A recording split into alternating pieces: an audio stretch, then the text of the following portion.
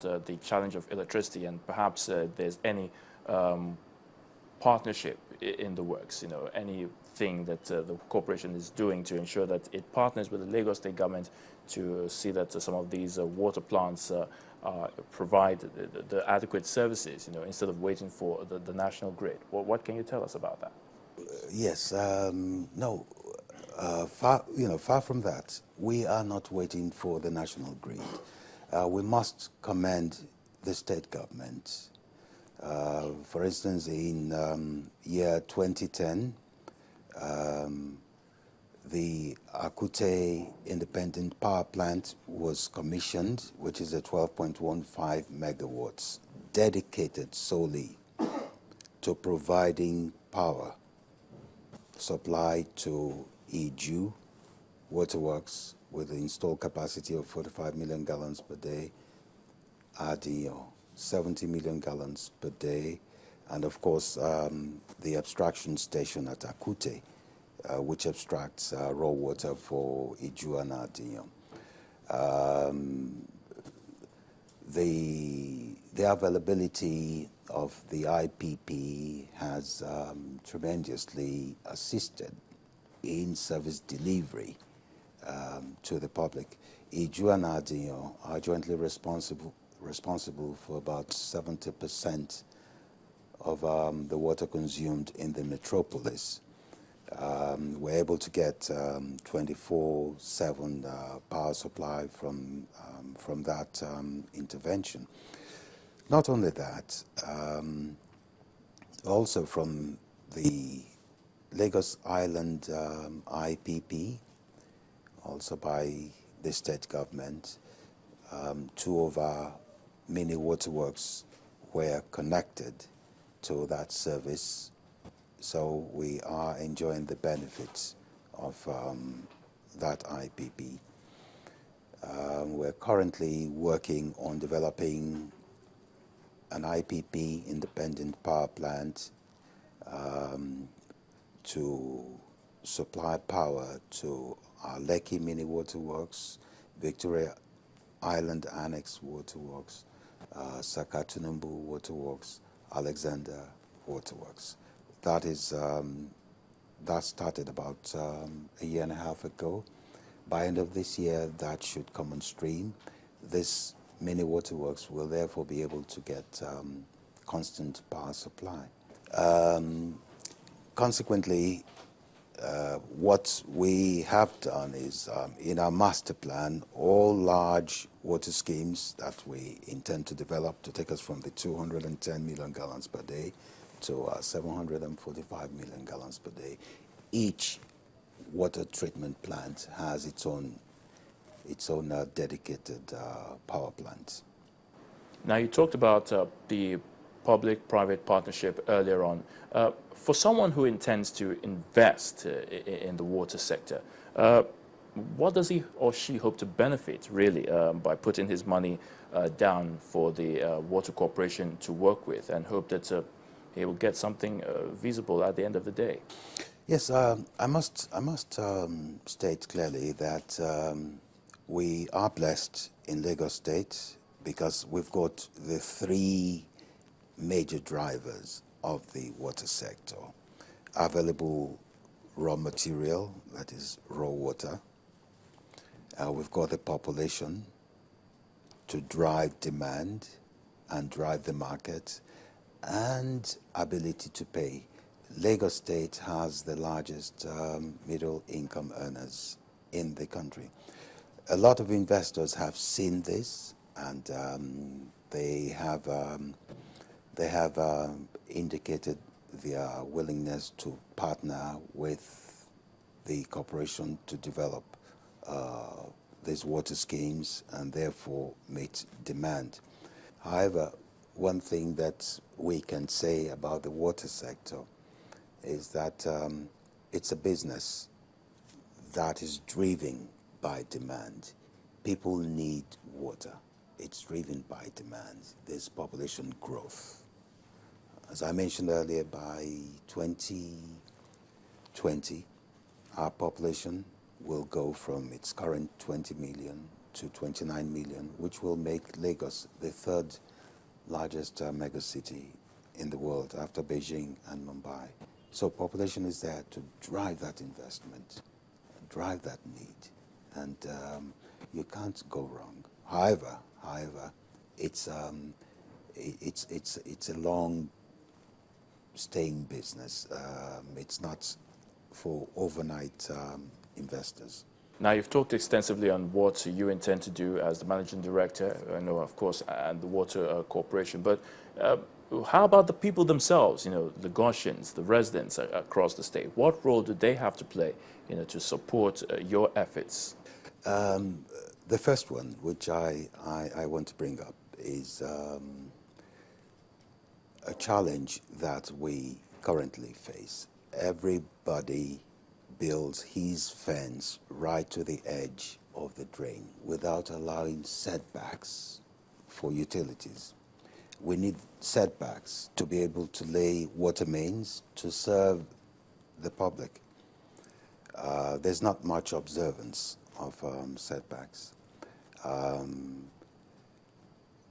Secondly, we do pray that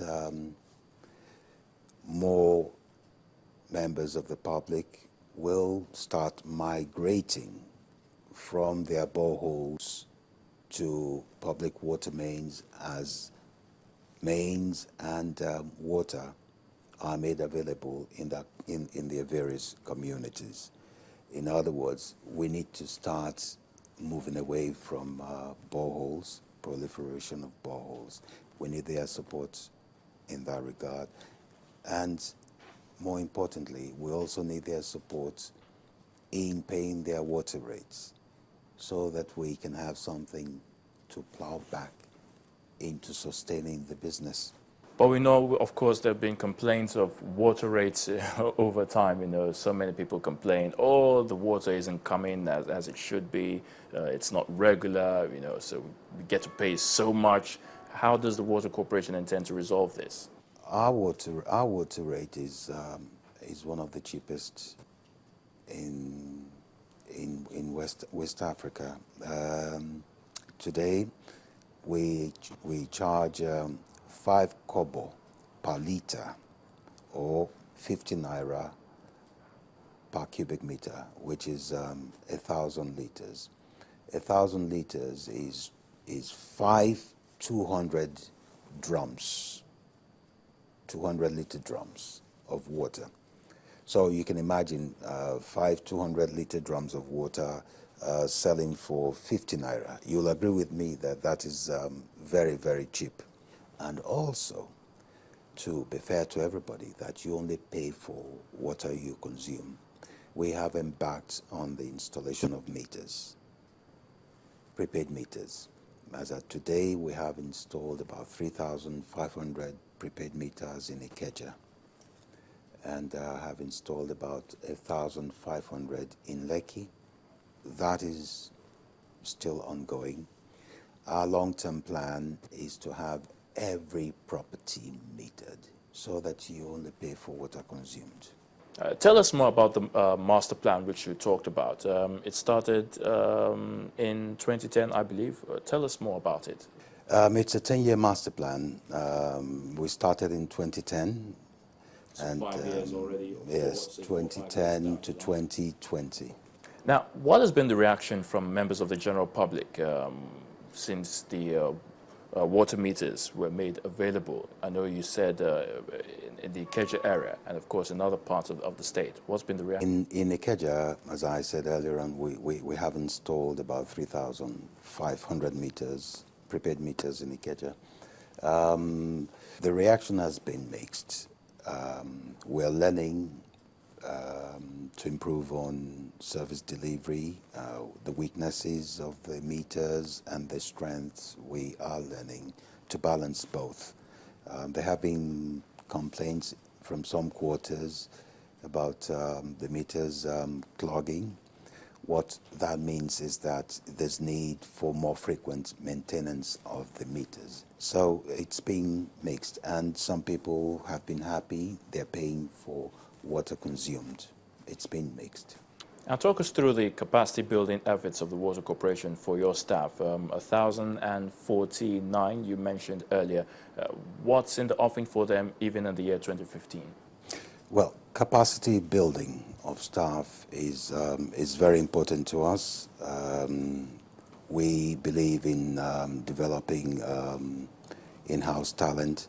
So we, in as much as possible, we encourage staff, arrange and encourage staff to go for training. There are various training institutions in Nigeria. One key one, which has been running for quite a while, is in Kaduna. We do send our technical staff there to RECA, that's the water training school in Kaduna, just to update themselves, and even outside that, here within Lagos, we do arrange training programs for staff. So capacity building is key. Technology keeps changing. We must keep abreast of technology. That is a known fact which we recognize, hence the need for constant training. Now, Mr. Holloway, it's just about 4 or 5 years to the year 2020. Let me ask you, do Lagosians, the people of Lagos, really need to wait, to ensure that they have clean, potable water be provided for them regularly, by the year 2020? Not at all. As I mentioned earlier, we embarked on the master plan in 2010. Adion Phase 2, which is ongoing and to be completed by next year, is along that roadmap of our master plan. Yewa, which we are developing, all things being equal, the construction of that should start, groundbreaking should start sometime in 2015. Odomola, the ultimate 210 water scheme, which will probably be the largest water scheme in Nigeria. We expect that also to accelerate in 2015. So a lot of work is being done. Lagosians don't have to wait till 2020. We have set 2020 as a goal, by which time we expect every household in Lagos State to be connected to potable water means. It's ongoing. We're improving on service delivery. By next year, 2016, service delivery would have improved. So we are marching very fast. Well, I do certainly hope that as you march on in the year 2015 and beyond, we'll continue to achieve all the things that you've set out for yourself, Mr. Shayo Holloway. We thank you so much for spending time with us on Question Time, and we appreciate you. Thank you very much. The Lagos Water Supply Master Plan is indeed a good idea embarked by the Lagos Water Corporation. Our guest, Mr. Holloway, believes if the master plan is strictly adhered to, with help coming from stakeholders in terms of huge investments or public-private partnerships, the dream of the corporation to make water that is clean and portable provided in every household by the year 2020 perhaps may just be a reality. If the prediction in terms of population for Lagos by the year 2020 is anything to go by, then a lot of work must be put in by the corporation to ensure that it meets the target of providing some 540 million gallons per day for 29 million people by the said year. Lagosians will be hoping it meets that vision of sustainably meeting portable water demand in Lagos State through international best practice. Well, that's our package for the week. Do send your questions, comments and suggestions to questiontime@channelstv.com. Or watch us online also via channelstv.com. That's on our YouTube platform. Until I come your way again, I'm Ayotunde Balogun. It's bye for now.